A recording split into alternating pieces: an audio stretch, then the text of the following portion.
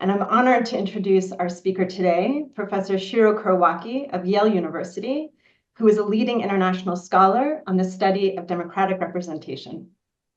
Shiro will present an article that he co-authored with Professor Stephen Ansolabehere of Harvard University that is related to their book project on representation in America. Of course, the biggest point, a big part of the project is this agenda. It's these 100 issues that we start with.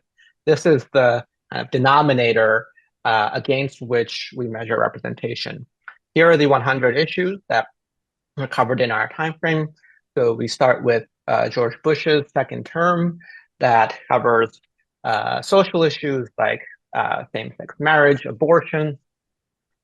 There are then signature issues of the administration, so of the Affordable Care Act under Obama, the tax cuts under Trump's first term, the spending bills under Biden's first term.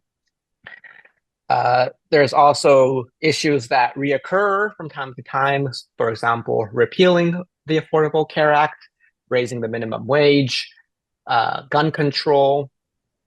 There's also a fair number of foreign crises or financial crises, free trade agreements. We try to cover a wide range of issue domains in a majority.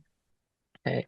So when we take these 100 issues and show this is on the vertical axis, what's their level of national support, about a majority, about 70% of them are above water, as we say. So the majority of the public support these popular issues. On the horizontal axis here, we're showing how divisive the issue is. So comparing the survey respondents who are Democrats and the survey respondents who are Republican, and how far public opinion is between these two groups. Thank you. And there are Thank you, Shiro, for your presentation. My question is, your paper discusses the stability of overtime trends, but in Figure 2b, it seems that the most recent years in the dataset have a relatively low success rate that sometimes dips below 15%. Even though you didn't focus on this in your study, is it possible that this lower representational success rate in recent years might be one of the reasons current feelings of dissatisfaction with American democracy? In 2B and in the figure that I showed, there's kind of a dip that's roughly coincides with Obama's second term when Republicans took control of Congress. There's divided government. And in these particular cases, it's quite clear that the minority party, took their role as a classic opposition and tried to block administration priorities that result in low representation.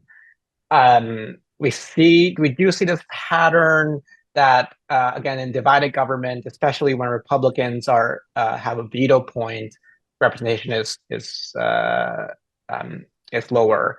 And the way that presidents try to get around this is that they try to thrust things on the agenda. So Obama kind of thrust the free trade bill or various foreign policy sanctions in his second term because Congress wasn't initiating those.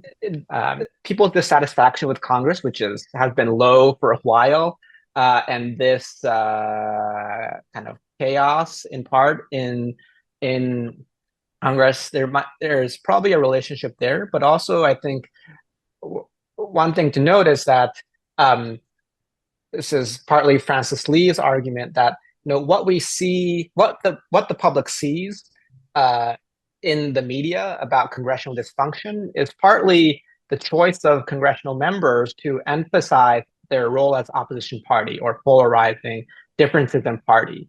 And when for things that are not salient or things that go under the radar of the media, Congress does kind of pass things that are bipartisan, or they pass things very quickly before the media spends a lot of time on it.